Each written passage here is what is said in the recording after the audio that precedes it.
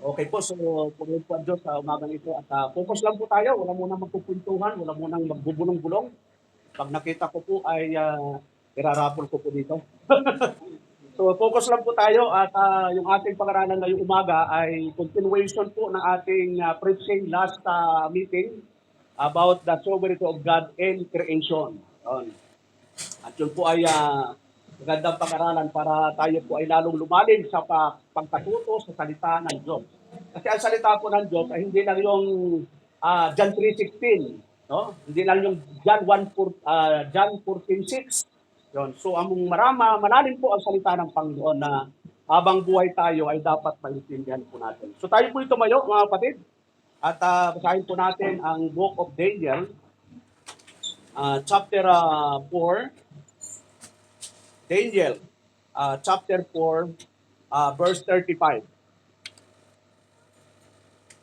So sabi po dito, and all the inhabitants of the earth are reputed as nothing, and he do it according to his will, and the army of heaven and among the inhabitants of the earth, and none can stay his hand or say unto him, what doest thou? So purihin po ang Diyos sa mga salitang ating binasa ngayong umaga, tayo po manalangin. Ama makapangyarihan sa lahat, salamat ulit sa pagkakataon na kami po narito upang kami po ay magbigay ng napakataas na parangal sa iyong dakilang pangalan ng Lord. Nawa po ay turuan mo kami, nawa po ang banal ng Espiritu ang maggabay sa amin, magturo at magpaunawa kung ano mong nais mong iparating sa bawat anak mo, Lord. Salamat po Diyos at tawa, ang bawat isa po sa amin ay mayroong humility, mayroong readiness ng puso upang mag-focus kami sa pakikinig ng salita upang kami po ay lumakas sa spiritual na buhay. Lord. Salamat po Diyos sa umagang ito at lahat po ito dadalangin namin sa pangalan ni Jesus. Amen. Okay, makakapuna kayo mga tis at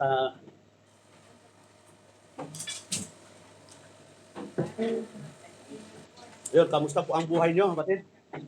Masaya ba ang buhay nyo sa araw-araw? So ngayon po, focus po tayo sa continuation ng ating pag-aaral about the sovereignty of God and creation, part 2. No? So pag sinabing God is sovereign, ay ang ibig sabihin po, He exercises His supremacy. He exercises independency. Ang Diyos po ay hindi pwede nating utusan. Ang Diyos po ay supreme. He is the ruler of heaven and earth. Kaya walang pwede magdikta sa Kanya kung anong dapat gawin. Siya po ay Diyos na makapangyarihan sa lahat. So, kung kayo po ay gustong matuto, pwede kayong mag-join everyday. May everyday kaming pag-aaral tungkol po sa mga salita ng Diyos. So, ngayon po, the sovereignty of God. Ang pag-aralan po natin ay the sovereignty of God and birth. At mamaya, pag natapos natin ito, the sovereignty of God and death. So, nung last meeting, review lang po tayo na yung ating pinag-aralan ay the sovereignty of God in creation. Na ang Diyos po bilang makapangyarihan sa lahat ay siyang lumikha ng lahat ng bagay.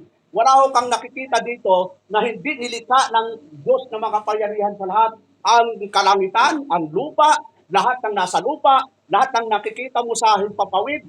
Likha po yan ng Diyos na makapangyarihan sa lahat sapagkat siya ay tinatawag na Almighty God, makapangyarihan na Diyos natin. Ngayon po, natalakay natin na yung likha ng Diyos ay talagang siya po ang may likha nun. Genesis 1:1 pa lang, kung titignan natin, balik lang po tayo sa ating napag-aralan during the time. Sabi doon sa Genesis 1:1, in the beginning, God created the heaven and the earth. Ganong ka-powerful yung salita ng Diyos na nilikha niya ang langit at lupa sa kanyang makapangyarihang salita. Sapagkat siya po ay tinatawag na powerful God. Ngayon po, doon sa ating pag-aaral ngayong umaga, sabi doon, the sovereignty of God in birth. Yun. Ito, makikita natin na hindi po aksidente tayo ipinanganak. Hindi aksidente ganon ang itsura natin. At huwag kayong maghinanakit sa katabi. Bakit ang ganda ng katabi ko? Bakit ako'y katamtaman lang? So sa tanda natin sa Bible, walang pangit na nilikha ang Diyos. Ang sabi ng Genesis 1:31, all is very good. Yun, hindi lang good, very good lahat ng nilikha ng Diyos. Kapag pinag-usapan po natin, ang Diyos ang mag-judge. Pero pag ang tao ang mag-judge, kaya mga kapatid, very good kaya? Ako, parang hindi good Wala nang ka-good-good. Yun. Sa Diyos po, very good lahat ng kanyang creator. Ngayon po, sabi doon, we firmly believe the birth is not a matter of chance. So walang ipinanganak na aksidente. Walang ipinanganak na chance.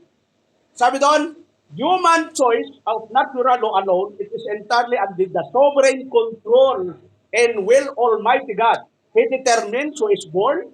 Doon. Dinedetermine niya kung sino ipapanganak. Ano ba? And even the circumstances surrounding their conception and birth. Yung sinong nakaranas ng mga anak dito, mga nanay. Di ba? Yung circumstances, kung saan ka manganganak, kung anong style ng panganak mo, yun, nakadetermina ho sa Panginoon yun. Wala na hong nakaligid sa Kanya. Lahat ay nakadikri na, nakatakda na. Yun po yung circumstances na sinasabi. Kung babasahin natin yung Genesis chapter 2 verse 7, sabi doon, and the Lord God formed man of the dust of the ground, and breathed into his nostril the breath of life, and man became a living soul. Yon, sabi doon, at nilalang ng Panginoong Diyos ang tao sa alabok ng lupa at hiningahan ang kanyang mga butas ng ilong, ng hininga ng buhay, at ang tao ay naging kaluluwang may buhay. Gala mo yun, no? Ganun ang prosesong ginawa ng Diyos sa tao. Pwede naman niyang sabihin, magkaroon ng tao. Katulad ng sinabi, di ba? Nagkaroon ng mga isda sa karagatan. Magkaroon ng ibon sa hipapawid. Nagkaroon agad. Magkaroon ng mga hayop sa parang. Nagkaroon agad, Brad. Pero sa tao, hindi. Pwede naman sabihin, magkaroon ng Adan at Eva. Pwede.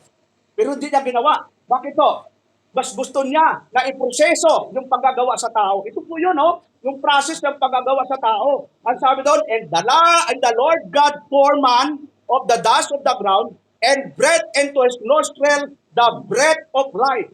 Yun. At nilalang ng Panginoon Diyos ang tao sa alabok ng lupa at hiningahan ang kanyang mga butas ng ilong, ng hininga, ng buhay, at ang tao ay naging kaluluwang may buhay. Kaya tayo, di ba?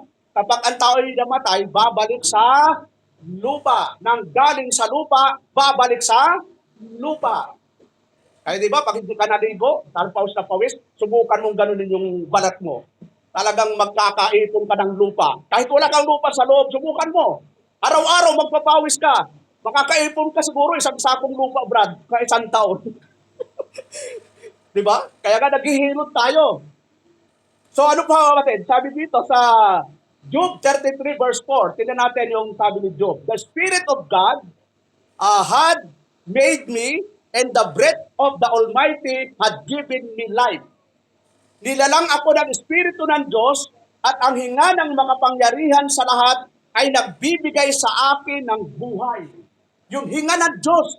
Kaya tayo nakakahinga mga kapatid, eh dahil sa hinga ng Diyos, pag kinuha na ng Diyos yung hinga niya, patay na po tayo. At pagpasalamat po tayo dahil ngayon, buhay pa tayo. Ibig sabihin pa, hindi pa dumarating yung takdang panahon na kunin tayo ng Panginoon, yung kanyang buhay. Dito rin po sa Isaiah 43 verse 7. Yan, pabuklat po kayo ng Bible mo natin, sundan nyo ako. Para masanay kayo magbuklat ng Biblia kahit nasa mga cellphone pa yan o nasa Biblia man yan. Para masanay po kayo. Lalo na yung mga preacher, no? Magsanay po kayo magbuklat. Even everyone that is called by my name, for I have created him for my glory. I have formed him, I have made him. Bawat tinatawag sa aking pangalan at yung aking nilikha ay sa aking kalulatian. Yung aking inanyuan po, yung aking ginawa. So bakit ginawa ng Diyos ang tao mga kapatid? For His own glory. Yun, para siya kalwalatian niya. Natuwa ang Diyos na likhain po ang tao. Yun po yung kasagutan doon. Kaya makikita natin, di ba, sa Psalms 115, balikan lang po natin yung Psalmist mga kapatid. Psalms chapter 115 verse 3. Ito matibay pong sa ebidensya na ginagawa ng Diyos lahat ng kanyang maibigan. Ang sabi po dito sa verse 3, but our God is in the heavens. Nasaan daw ang Diyos natin mga kapatid? Nasa langit, wala sa dingding, wala sa rebolto, wala sa saang lugar. Nasaan daw ang Diyos natin? Nasa langit. Kaya wala na nga tayo mga rebolto di ba? Pwede naman maglagay tayo ng rebolto ni Brother Norlet. Rebolto ko. Rebolto niya. Lahat tayo maglagay ng rebolto. Doon tayo maraming, sumasalangit ka. Ay kaya lang sa Bible, Sabi doon, ang Diyos natin ay nasa langit. Kaya sabi ng Panginoon, ganito kayo manalangin. Di ba tinuturuan ama namin? Nasaan daw yung ama natin? Nasa langit. Sambahin ang pangalan mo dito sa lupa parang nasa langit. Yon. Kaya hindi na tayo sumasamba sa mga gawa ng tao. Dahil yan po ay idolatry, ang tawag po dyan. Ipinagbawal po sa Biblia ang pagsamba sa mga Diyos-Diyosan o sa mga revolto. Tingnan natin yung Exodus, mga kapatid. Exodus chapter 20. Balikan lang po natin yung pangyayari na nagalit po ang Diyos sa bayan Israel. Dahil nga pagbaba ni Moises, abay mayroong tinatawag na bintong kuya ang ginawa ni Aaron. Exodus 20 verse 4, sabi ng Exodus 20 verse 4, sabi po dito, thou shalt not make unto thee any graven image of any likeness of anything that is in heaven. Above, yon. Huwag kang gagawa daw ng mga para sa iyo ng larawang inanyuan o ng kawangis man ng anumang anyo nasa itaas. Ano bang nasa itaas? Araw, buwan, bituin. Ano bang bansa ang nagsumasamba sa araw, mga kapatid? Japan. Yun, dalawa. Kaya ang kalamplak, araw. Yung sinasamba ng araw. Sa India, sino nakarating na po sa India? Sa India, sabi ni Brother Sherwin, bara-barangay. Iba-iba ang Diyos. May Diyos nila, panata, daga, bawat barangay may iba-ibang Diyos. Sa Mindanao, minsan bara-barangay din. Yung puno, sinasamba. Pero sa atin, bawal po yun. Dahil isa lang po yung Creator of heaven and earth, yung Almighty God na dapat bigyan natin ng pagsamba. At yun po yung sinasabi ng Bible. Kasi pinagbawal nga po, no? Sabi doon, thou shall not bow down thyself to them, nor serve them. For I, the Lord thy God, I am jealous God. Yun. Jealous God ang ating Diyos, mga kapatid. Gusto niya, priority siya sa buhay ng kanyang mga anak, sa kanyang mga chosen people. Ito sinabi ito sa bayang Israel as a chosen people by God. May tatlong klaseng pagpili ang Diyos, mga kapatid. National election, vocational election, and tinatawag na soteriological election. Yung national, ito yung pagpili ng Diyos sa bayang Israel unconditionally. Bakit pinili kaya ng Diyos yung bayang Israel, mga kapatid? Guwapo ba sila? Mas gwapo naman talaga sa atin, matangkad yung mga Israelita. Pero kung titinan mo, bakit hindi pinala yung European? Mga taga-Switzerland, mga taga-Paris. Yun, sabi na may Paris naman dyan sa kanto. Masarap. Pero bakit hindi sila pinili? Ang sagot, nandito po sa Deuteronomy chapter 7, verse 7. Kasi baka magtanong tayo, bakit Israel kaya ang pinili? Bakit hindi ibang bansa? Ito po yun ang sagot.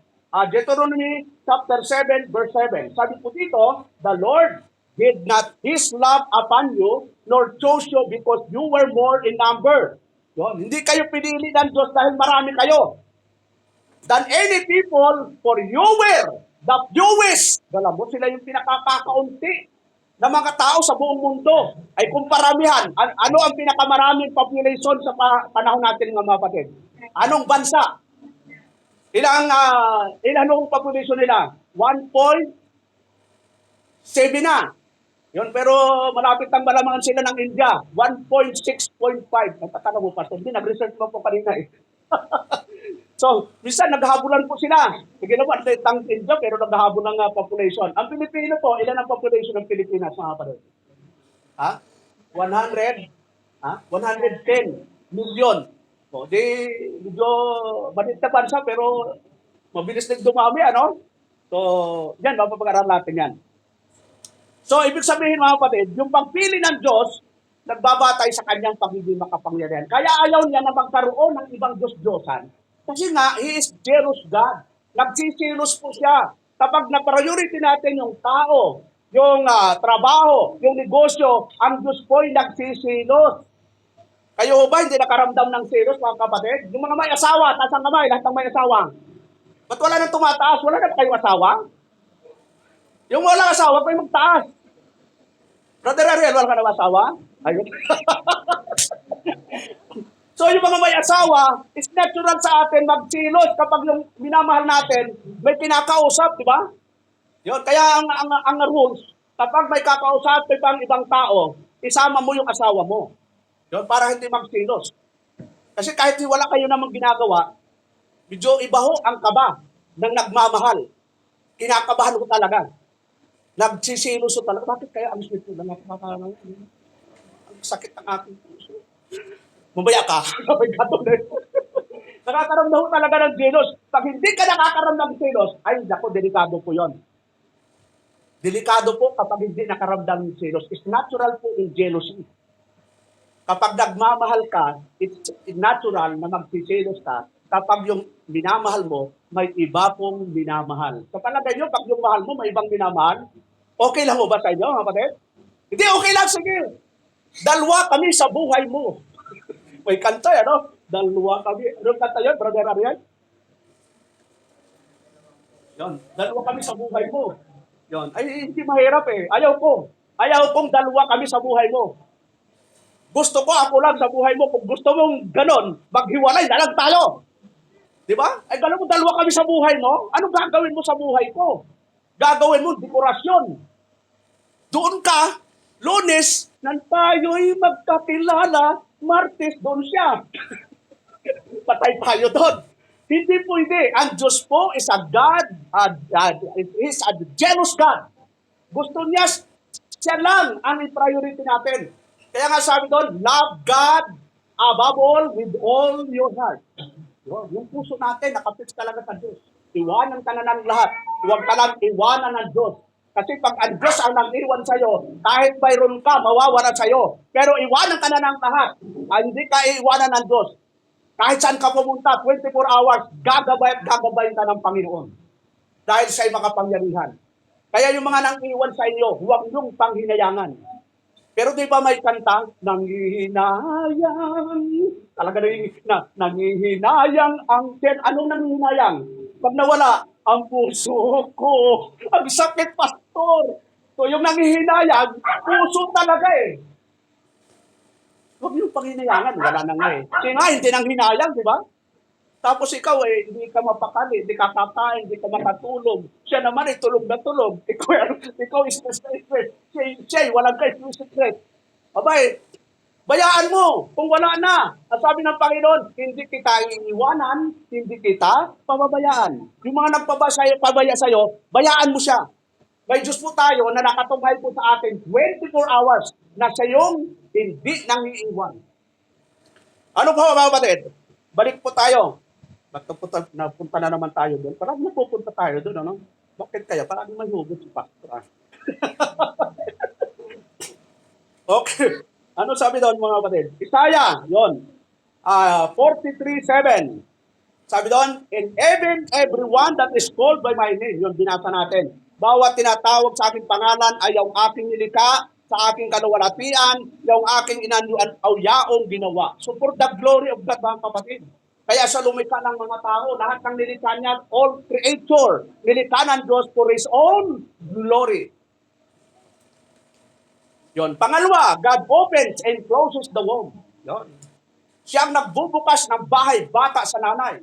Kung isasarado yan, isasarado na talaga. Sweetheart, gusto ko nang magkaanak tayo. Sabi ni Lord, hindi na! Sarado na yan! Di ba, naalala niyo mga din? Maraming gustong magkaanak. Hindi magkaanak-anak. Mayroon namang mga mag-asawa, ayaw na magkaanak, pero anak ng anak pa rin. Yun. Sino kaya ang may kagagawa nun? Uminom na ng pang-control. Pero nabuo pa rin. Sabi na, kalusot. Yung iba naman na hindi magkaanak, pupunta sa abando. Ano yung sayaw, barat? La la la la la la. Kasi para daw magkaanak, kahit anong gawin nyo, basta hindi kalooban ng Diyos na magkaanak kayo, hindi talaga magkakaanak. Pero kahit kayo 80 anyos, pag gusto ng Diyos na kayo bigyan ng anak, magkakaanak talaga kayo. Sinong naalala niyo sa Biblia, mga kapatid, na matanda na binigyan ng anak, sa kanyang katandaan, nagabulong-bulong ko, paano magkakaanak kaya ako? Ang tanda ko na. Sabi ng Panginoon, sa ganitong taon, yun, alam mo yun, no? Ibig sabihin, sa Diyos walang imposible. Kaya niyang isarado ang, ano yan, tawag doon? Bahay bata, pwede niyang buksan. Yun. Siya ang may kakayanan nun. Tingnan natin, Genesis, ito yun, 29:31. Whether a woman conceived or remain barren is determined solely by God's will. He has absolute power over fertility and the ability to bear children. Ang sabi po sa Genesis 29:31, and when the Lord saw that Leah was hated, he opened her womb, but Raquel was barren. Yon, kala mo yon?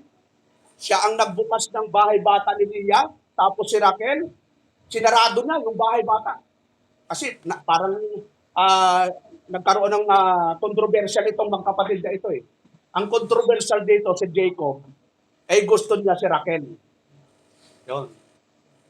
Pero sa tradisyon ng Israel, kung sino ang panganay na babae, dapat siyang unang mag-asawa. Ang problema, si Jacob, nagsilbi na sa kay Laban ng 7 taon para kay Raquel. Ang gusto niya si Raquel. Pero sabi ni Laban, hindi pwede. Yung 7 taon mo na ipinaglingkod kay Raquel, para kay si Leah yun. Ganun ba? Paano yan? Sabi ni Jacob, o para mapangasawa si Raquel, another 7 years. Ganon ang pag-aasawa during the time. Nagtitiis ng 7 taon na magtrabaho doon sa parte ng babae. Ngayon, mga binata, tingin dito, mga binata, kaya ba nyo magtrabaho ng 7 taon sa side ng babae? Brad, 7 taon. Mamundok tayo. Sabi pa ito, nakihirap naman. Kung ilang araw lang tayo nandito sa dalaga, gusto natin sagutin. Ito 7 taon. At yung isang 7 taon, di pa niya nakamit yung kanyang gusto. Ang napangasawa niya, yung panganay. Ay gustong-gusto niya yung bunso. Sabi ng tatay, sige, kung gusto mo mapangasawa si Raquel, 7 taon ulit paglilingkod ka sa dito. Hindi yung paglilingkod, magbabayo lang ng palay, Brad. Katulad ng ginawa sa kapatid ko. Yun, nagbabayo ng ilang buwan yata, 3 buwan yun. Ito 7 taon, Brad. Yun, kasi mahal na mahal niya si Raquel. Ganun ang pagmamahal, mga young people. Handang magsakripisyo. Handang maglaan ang oras. Kung talagang mahal mo, may sakripisyo na nilalaan. So, ang punto dito, ang Diyos ang nagbubukas ng bahay bata ng isang babae o nagsasara. At makita natin doon sa mga kapatid na yun. 1 Samuel, chapter 1, verse 5. Ang sabi doon, but unto Hannah, he gave a worthy portion, for he loved Hannah, but the Lord had shut up her wombs. Ngunit si Ana ay binibigyan niya ng iba yung bahagi sapagkat minamahal niya si Ana, bagamat sinarhan ng Panginoon ang kanyang bahay bata. Yun. Mahal niya si Ana, pero sinarado yung bahay bata. Ganon, kakayanan ang Diyos. Pag gustong sarahan na, sarado ho talaga. Psalms 113, verse 9. He maketh the barren woman to keep house, and to be joyful mother of children. Praise to the Lord. Kanyang pinapag-ingat ng bahay ang baog na babae at maging masayang ina ng mga anak. Purihin ninyo ang Panginoon. Yung baog na babae, pwedeng bigyan ng anak ng Diyos. Sa kanyang kapangyarihan, sa kanyang katakdaan, pwedeng gawin ng Diyos yun, mga kapatid. Kaya walang imposible. Kaya sa kapanganakan, ang Diyos ay makapangyarihan sa lahat. So punta tayo, God ordains the time of birth. Di ba, may mga nanay, ako, oras ng mga anak ako, siguro bukas, hindi sa pangalaw pa, sa ganito. Yung iba nga, hirap na hirap pa, hindi pa nanganganak, di ba? Kasi as Diyos ang nakakalam kung anong oras ka, manganganak. Minsan, kabuhanan mo na. Yung kabuhanan talagang minsan na eksakto, pero yung oras, hindi natin nalalaman. Naku, manganganak si Sweetheart, alas 10 ng umaga, eksakto, walang labis, walang kulang, hindi natin malalaman yung mga kapatid. Ang Diyos lang po nakalam kung anong oras, segundo, manganganak yung isang babae. Tignan natin, Genesis chapter 21, verse 2. For Sarah conceived and bare Abraham a son in his old age, at the set time of which God has spoken unto him. Yun, sa katakdaang sinabi ng Diyos, nanganak po si Sarah. Yun, kasi ang nagtatakda kung kailan manganganak. At si Sarah ay nagkaanak ng isang lalaki kay Abraham sa kanyang katandaan sa tadhanang panahong sinabi ng Diyos sa kanya. Katakdaang sinabi. So may katakdaan kapag manganganak ang babae, may katakdaan pa talagang panahon yan kung kailan manganganak. Oras, araw, alam na ng Diyos yun. Kung bisa, sabi mo na ako, manganganak na ako bukas, pero ilang araw ka pa naglilibon. Di ba? Kasi nga, yung iba yung may nakita ko, naglalakad, alalay nung asawa. Bakit ka naglalakad? Kasi, pastor, hindi pa talaga lumabas. Okay lang kung lumabas sa kalsada. Kulang yata sa exercise.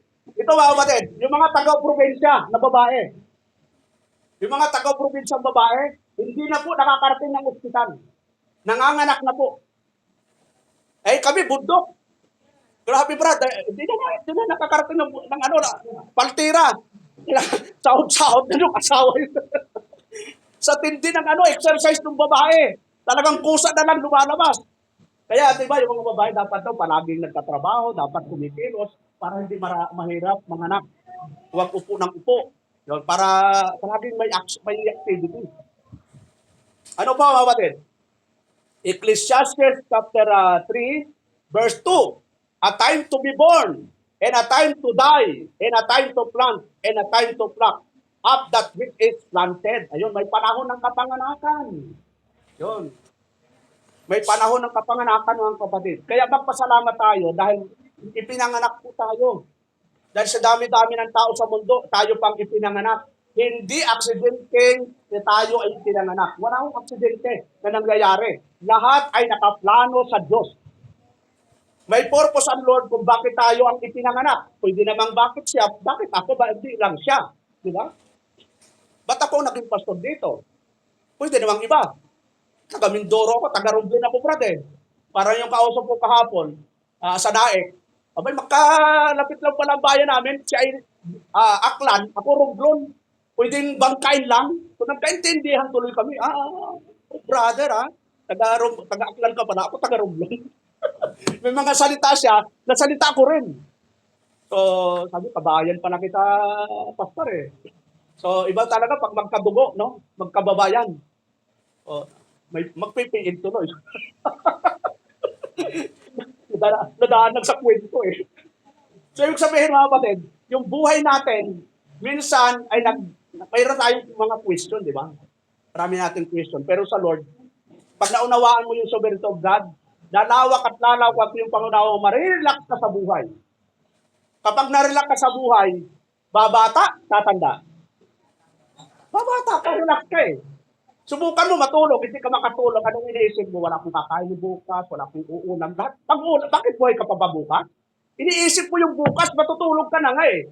Pag natulog ka, tapos na muna ang araw na ito. Ang sabi ng Panginoon, huwag mong alalahanin ang araw ng bukas. Sapat na ang araw na ito. Sapat ng araw. Ipapatira na ako, wala pa akong boyfriend. Sila kayo maraming boyfriend. Ako yun. Namimili pa, 1, 2, 3, 4. Pero pala doon sa hindi ko apat eh. Kasi sabi ni Pastor Cristiano, puro unbeliever eh. Ikis lahat yan. Pastor, baka maubusan ako. Hindi ka maubusan. Pag sumunod ka sa Diyos, may nakaraan po talaga. Huwag po tayong magmadali. Dito, hindi tayo nagmadali, di ba? Dati talagang tumutulo ito. Talagang pagka nag-service, talagang pag-umulan eh. Para po itong mas malakas pa yung ulan dito sa loob kaysa sa labas eh. Pero, biyaya po ng Diyos, nakarating po tayo dito. Dati wala tayong aircon. Anong mayroon po tayo? Electric fan lang. Nagpapaypay ngayon. Binalamig ba kayo mga kapatid? Kasi 3 po yung pinandar ko yun. Kung gusto nyong mainitan, papatayin ko lahat. Pero biyaya po ng Diyos, huwag lang tayong magmadali. Dahil pag nagmadali kayo, ano sabi doon? Ang tumakbo ng matulin, kung matinik ay malalim. Yun. Anong ibig sabihin doon? Mapapahamak po tayo kapag nagmadali tayo sa isang bagay. Yun. Katulad ng ating mga tinatrabaho, ninibuso ako, naniwala kapatid, pag talagang sa'yo talaga. Yun. Kaya ko nga, dami ko ng payer sa sunod na linggo. Mahataw si Brother Elmer eh. Brother Oliver, ha, buong Cavite, sa'yo na. Basta yung Bacolod, doon sa mga preacher na yun. So, Tuwan-tuwa si Brother Oliver kasi naka-close na kami. No problem yan. Pag nakatakda talaga, no, relax lang. Huwag mo tayo masyadong problemado. Kasi pag nakatakda, hindi natin mapipigilan ng kapatid yung blessing. Yun. Asahan nyo, si Mr. Perla, pag dumating ang blessing yan, baka, Pastor, second floor na po natin ito. Ako nang bahala. Ako nang bahala sa merienda. Merienda lang para sa Mr. Okay lang, at least may pang merienda, di ba? So, yung pagpapagawa, bahala na yung iba. Okay po, so Galatians chapter 4.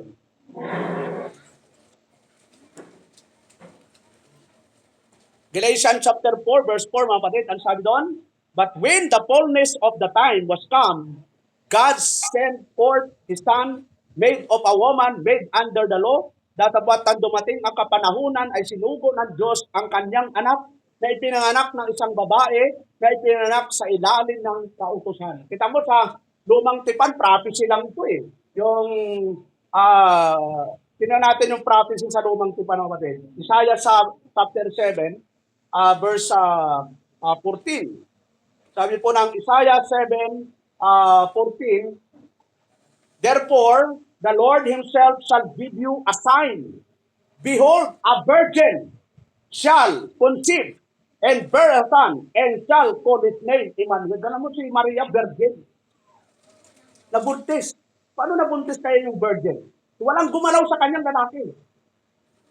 Di ba si Joseph nagselos? Gusto niyang hiwalayan si Maria kasi boyfriend niya, hindi niya ginagalaw. Yan ang magandang example. Kapag hindi pa kasal, huwag mong gagalawin ang aasawahin mo.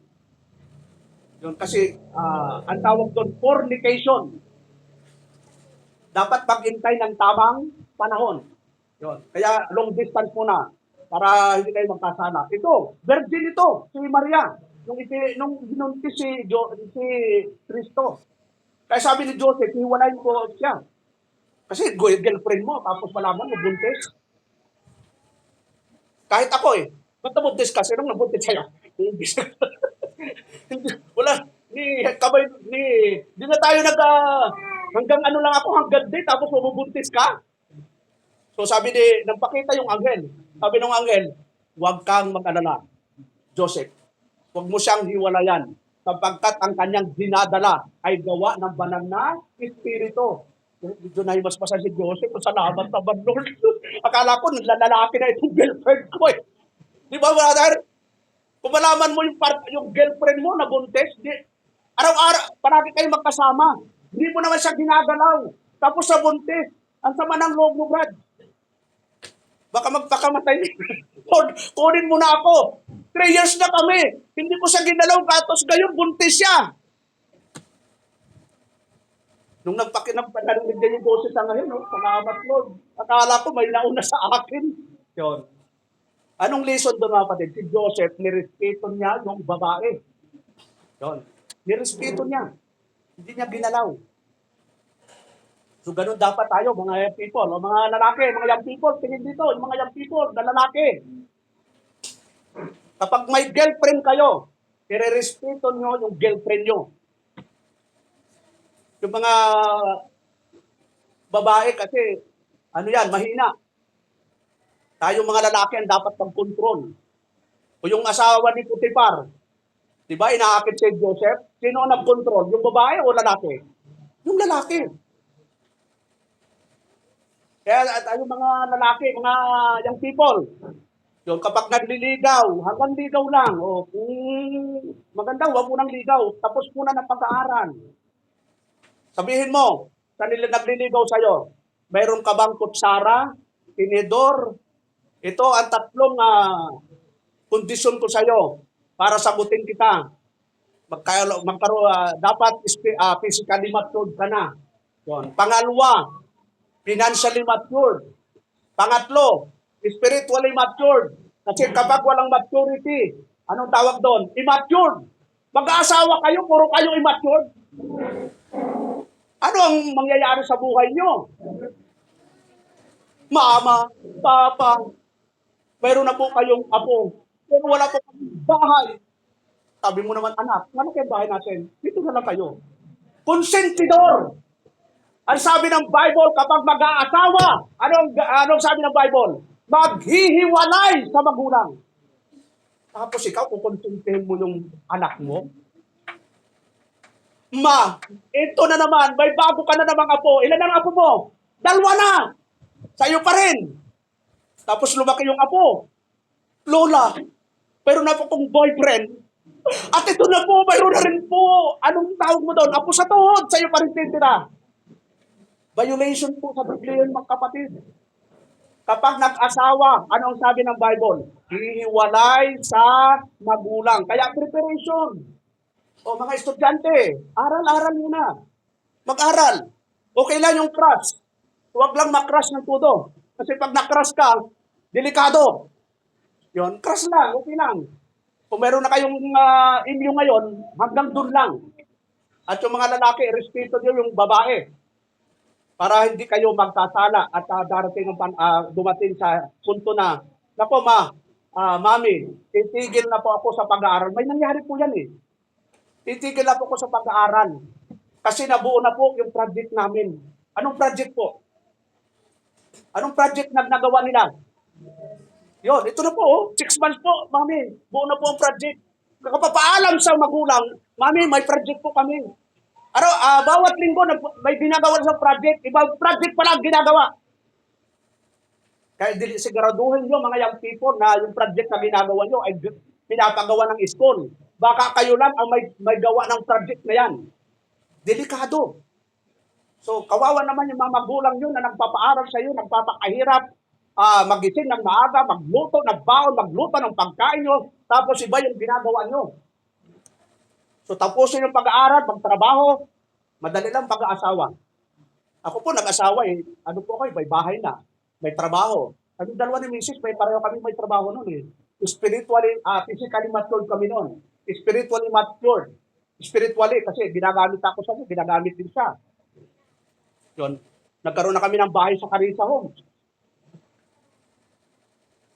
Eh, magpapakasal kayo, saan kayo titira? So sinasabi ko ito sa inyo natin, kasi maraming young people, nagkamali ito talaga eh. Nakala nila ang pag-aasawa ay parang kanin na mainit, na kapag hindi mo kaya yung init, ay anong gagawin? Iluluwa mo. Hindi pwedeng ganun mga kapatid. Ang pag-aasawa ay hindi biro-biro.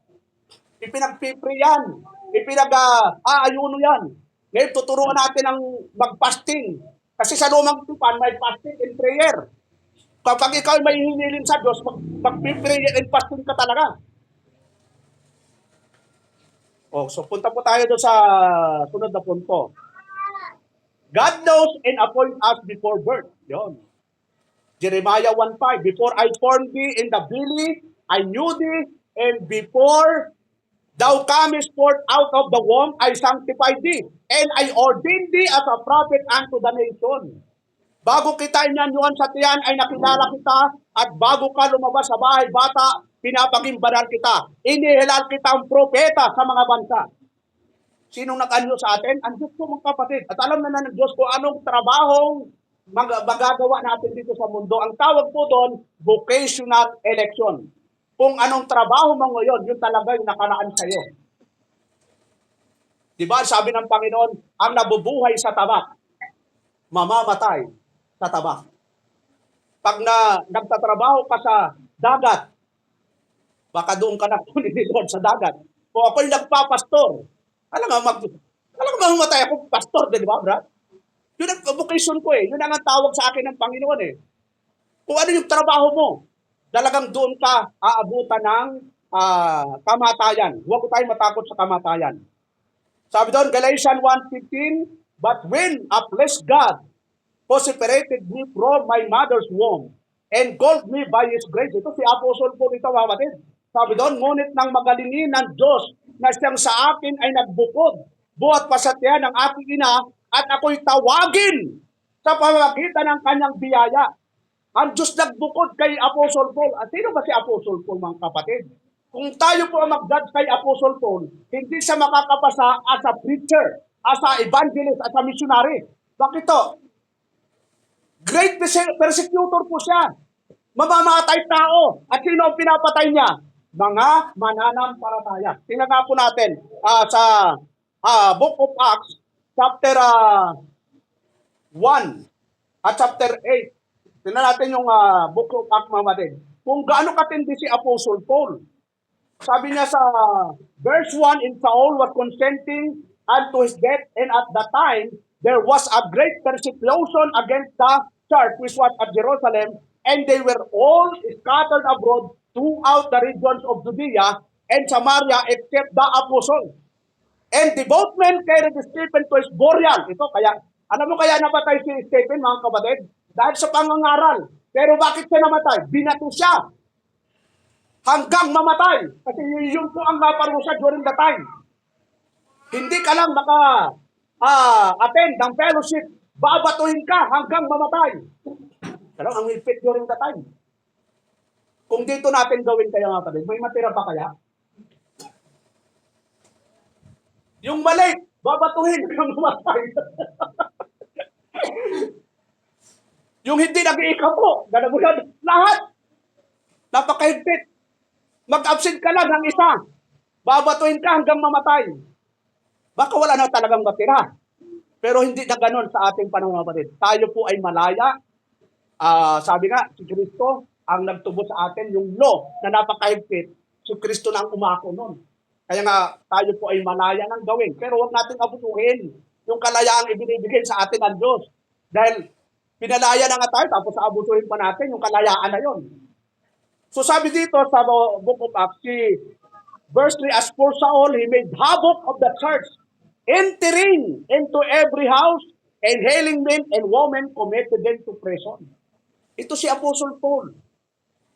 Kinakaladkad niya ang mga mananampalataya at dadalhin sa kulungan. Ganon katindi si Apostle Paul. So, balik po tayo, mga kapatid. Sabi po dito sa Galatians, "Ngunit ang nang magalingin ng Diyos na siyang sa akin ay nagbukod, buhat pasaten ang aking ina, at ako'y tawagin sa pamamagitan ng kanyang biyaya." Kaya tayo narito, mga kapatid, dahil lang sa biyaya ng Diyos. Hindi ako narito dahil ginusto ko. Hindi ka narito dahil ginusto mo. Wala akong free will ang tao pagdating sa eternal na kaligtasan. Dahil ang tao po, nung nagkasala si Adan at Eva, nagkaroon na po tayo ng tinatawag na kondisyon na spiritual death. Yun. Patay na po ang ating spiritual na buhay during the time. Pero dahil mayroon tinatawag na vital phase of salvation. Pag sinabing vital phase of salvation, ito yung pagganaw ng banal na espiritu sa taong patay spiritually. Ano ang ginawa ng Diyos? Tingnan natin yung Ephesians chapter 1. Ephesians chapter 2, verse 1, mga kapatid. Kung anong ginawa ng banal na espiritu, sabi doon, in you had he quickened, who were dead and trespasses and sins. Yon, binuhay tayo. Sino yung binuhay kaya ng Diyos, mga kapatid? Lahat ba ng tao bubuhayin ng spiritual na buhay? Hindi po lahat. Tingnan po natin yung sabi ng ating Panginoon sa John chapter 6, verse 37. Sabi po dito, "All that the Father giveth me shall come to me, and him that cometh to me, I will no wise cast out." Yun, napakaliwanag doon. Ang lahat ng ibinigay sa akin ng Ama ay magsisilapit sa akin. Sino daw yung lalapit sa Panginoon? Yung lahat ng ibinigay ng Ama. Hindi pala ikaw ang lumapit kay Kristo. Kaya ka pala lumapit sa kay Kristo dahil yung Ama ang naglapit sa iyo o sa akin sa Panginoong Kristo. Ang tawag po doon, drawing. O paglapit, sabi ng Panginoon. Sabi doon, "And all that the Father gave me shall come to me, and him that cometh to me, I will no wise cast out." Tapos sa 38, "For I came down from heaven." Saan daw galing si Kristo? "For I came down from heaven, not to do my own will." Yon. "But He will of Him that sent me." Ano yung gusto ng Ama? "And this is the Father's will, which had sent me, that of all which He had given me, I should lose nothing, but should raise it it up again at the last day. So, ang gusto pala ng Ama, mga kapatid, lahat ng ibinigay niya kay Kristo ay hindi niya iwala, kundi ibangon sa uling araw at magkaroon ng buhay na walang hanggan.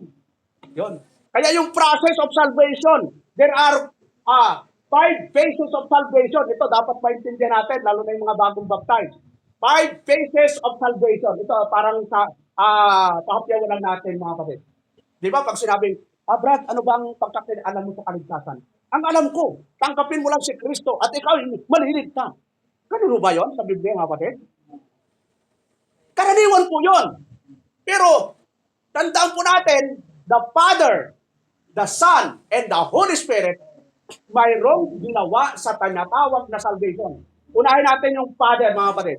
God the Father chose us before the foundation of the world. Ang ginawa ng Ama, siya ang pumili.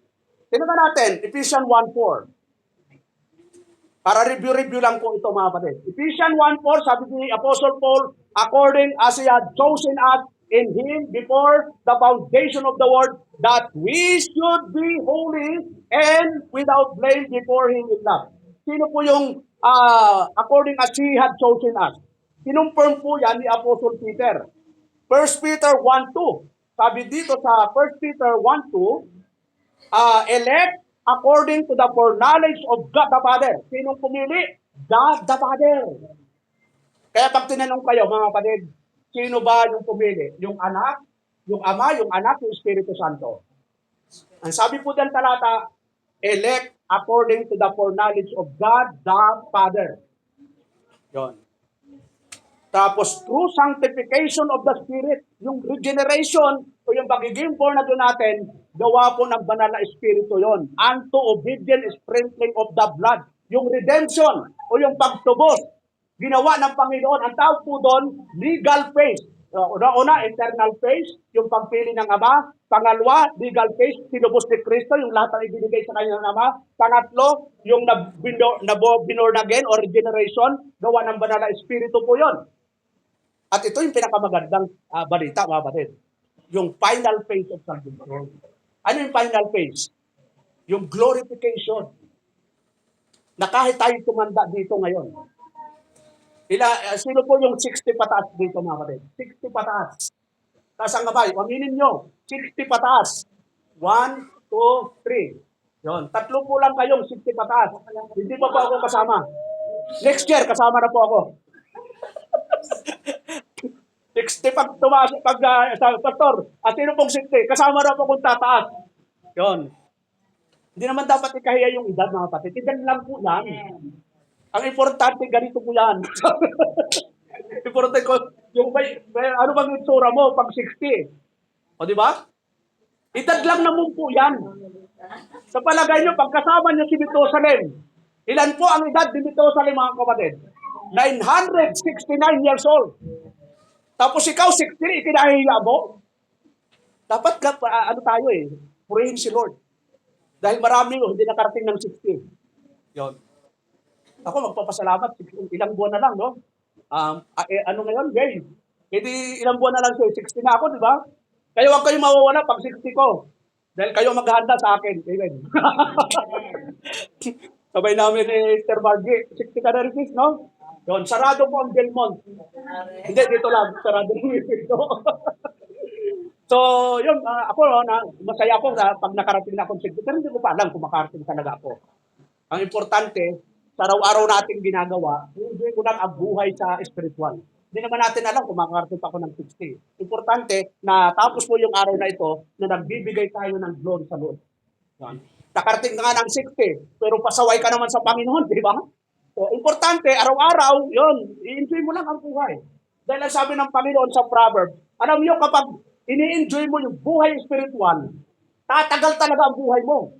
Bakit? Pangako po ng Diyos yan. Proverbs, chapter 3. Tingnan natin, chapter 3, verse 1. Anong sabi po dito? My son, forget not my law. Yan. Sabi doon, nasa Bible, dito agad yung Milo. Kaya wala pa yung mga gumawa ng Milo. May mga dito, Milo. Pero, but let thy heart keep my commandments. Ano ang resulta?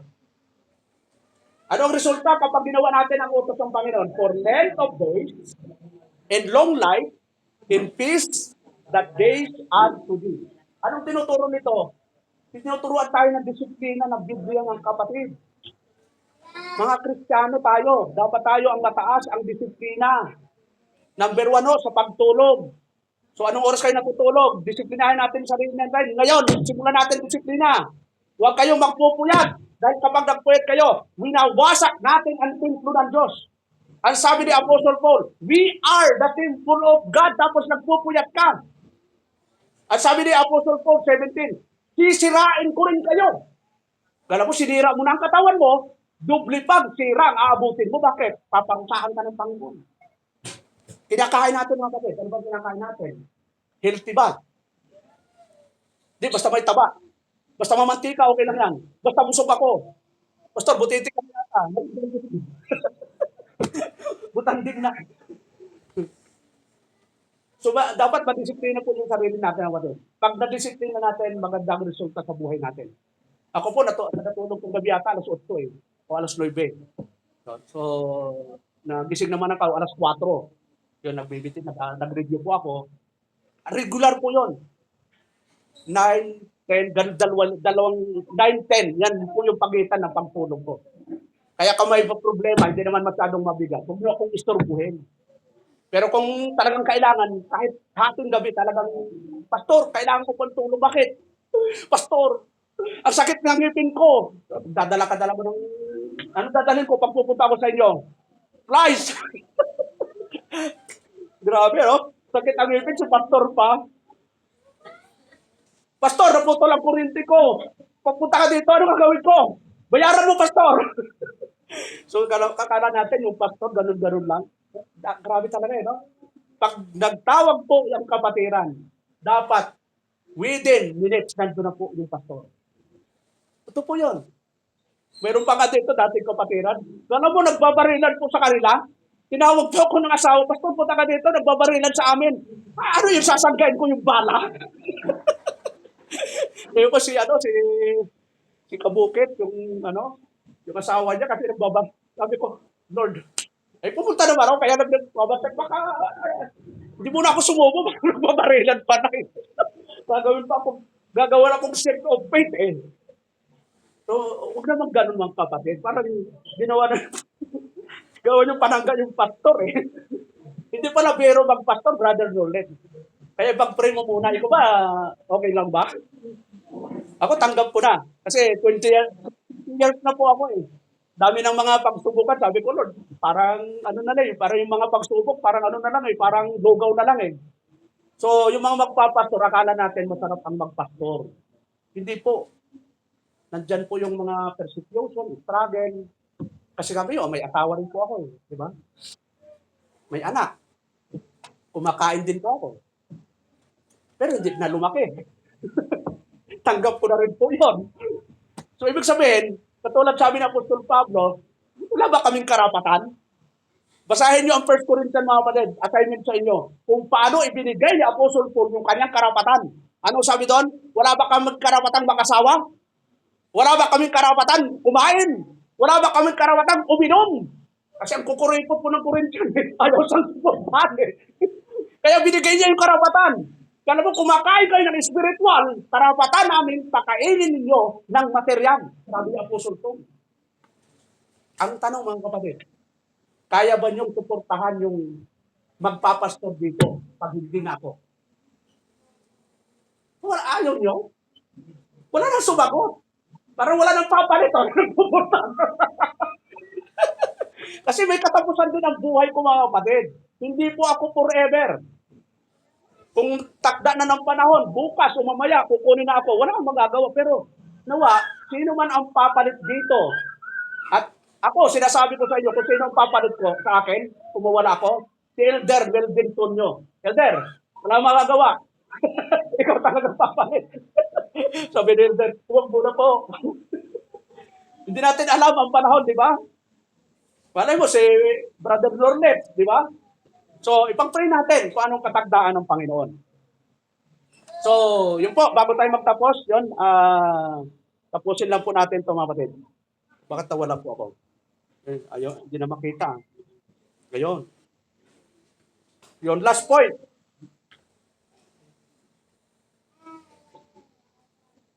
Nawala na. Ito po sa Psalms 189. Yun, sabi doon, for thou was possessed my reins, thou was covered me in my mother's womb. Sapagkat iyong inanyo ang aking mga lamang loob. Yan, no? Ang lamang loob natin, inanyo ng Panginoon. Iyo akong tinakpan sa bahay bata ng aking ina. I will praise thee, for I am fearfully and wonderfully made. Marvelous are thy words, and that my soul know it right will. Ako'y magpapasalamat sa iyo, sapagkat nilalang ako, nakakilakilabot at kagilagilas ang iyong mga gawa at nalalamang mabuti ng aking kaluluwa. Verse 15, my substance was not hid from thee when I was made in secret and curiously wrapped in the lowest part of the earth. Ang katawan ko hindi nakubli sa iyo. Yun, yung katawan natin, hindi kubli sa Diyos yan.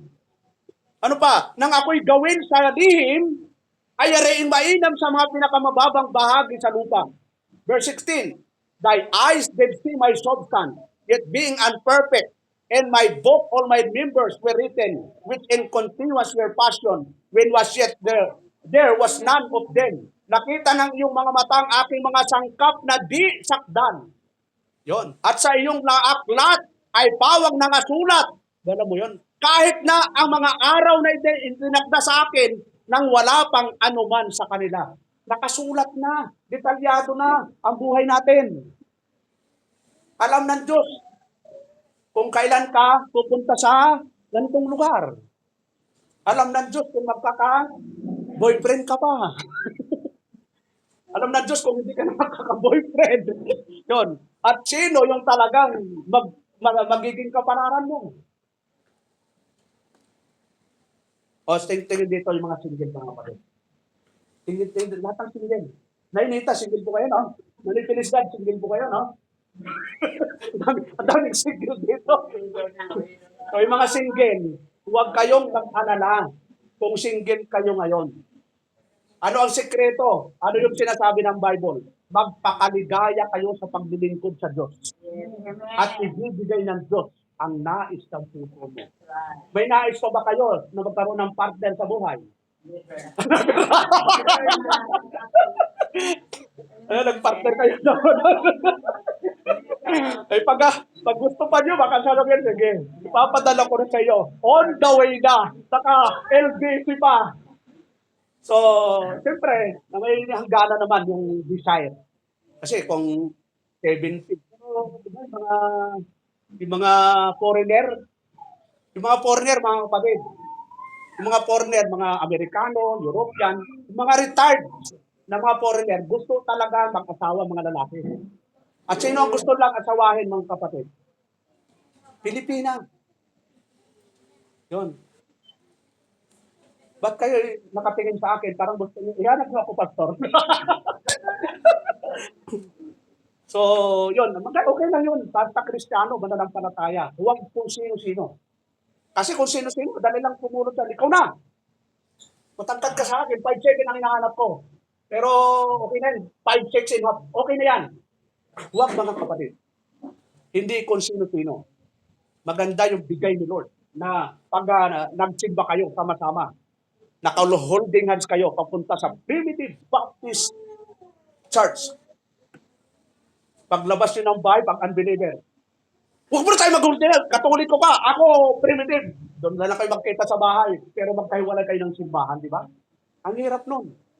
Maganda ho, isa yung pananampalatayan nyo. Isa yung Diyos na tinatawagan nyo. Baka ibang Diyos ang tinatawagan niya. So, sa sunod po ay pag-aaralan po natin why doctrine is important. Ito po, conclusion, why this doctrine is important from sovereignty of God in birth. God gets all the glory para mabigyan siya ng luwalhati. Pangalawa, no accident. Walang aksidente ipinapanganak. Ay naku, aksidente. Patayin natin, aksidente. Ganun mo yun. Walang aksidente. So, magbigay ng comfort, yon. Ang sabi ni Job, the Lord gave. Sinong nagbigay? Ang Diyos. And the Lord had taken away. Blessed be the name of the Lord. Ang Diyos ang nagbigay, ang Diyos ang babawi. Kahit yung asawa natin ng kapatid, ang Diyos ang nagbigay, ang Diyos ang babawi. Pastor, hindi naman binawi. Buhay pa eh. Sabi binawi, kinuha na ni Lord. Kailang buhay pa, Pastor. Paano yan? So, tandaan po natin, yung pagbawi ng Diyos, maraming paraan yun. Yung panahon ni Job, di ba? Yung 10 anak niya, namatay. Tapos yung bahay niya, nagiba. Lahat ng arian, nawala. Yun. Sa inyo, ilan huwag nawala? Si Job, 10. Bahay, wasak. Ari-arian, wala. Pati yung asawa niya. Sabi niya, pataa.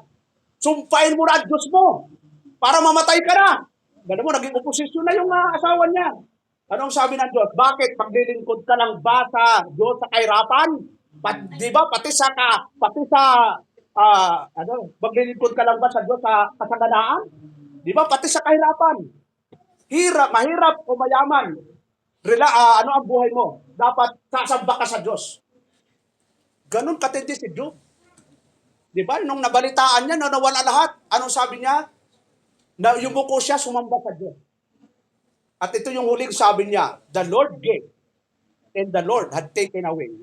Blessed be the name of the Lord. Yun, hindi niya iniisip na, naku, Lord, 10 anak ko nawala. Siya ang pinakamayaman sa lugar niya, tapos nawala lahat ng yaman niya.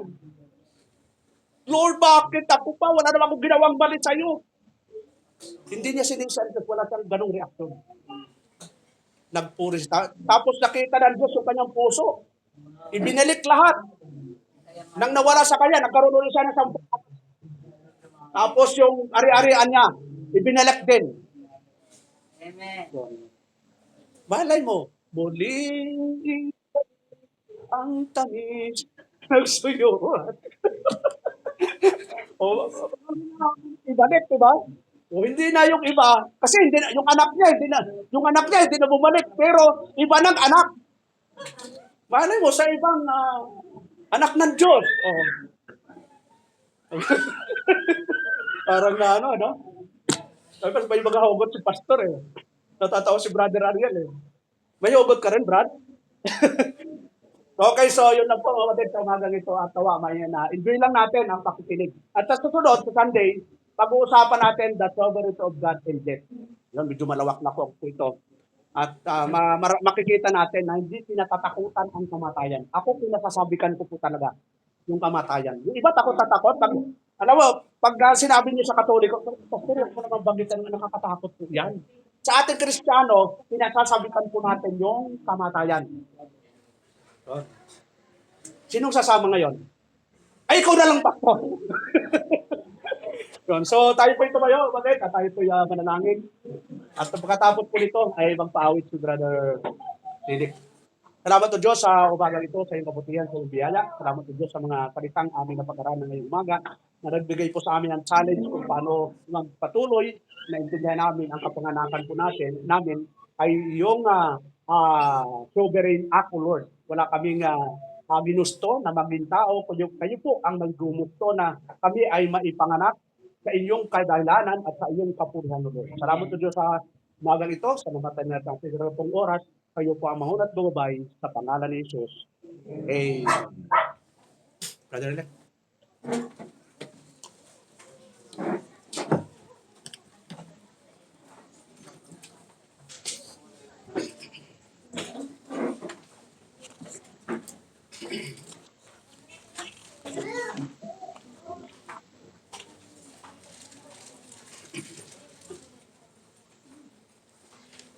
Sige po, punta po tayo. Song number 14 po.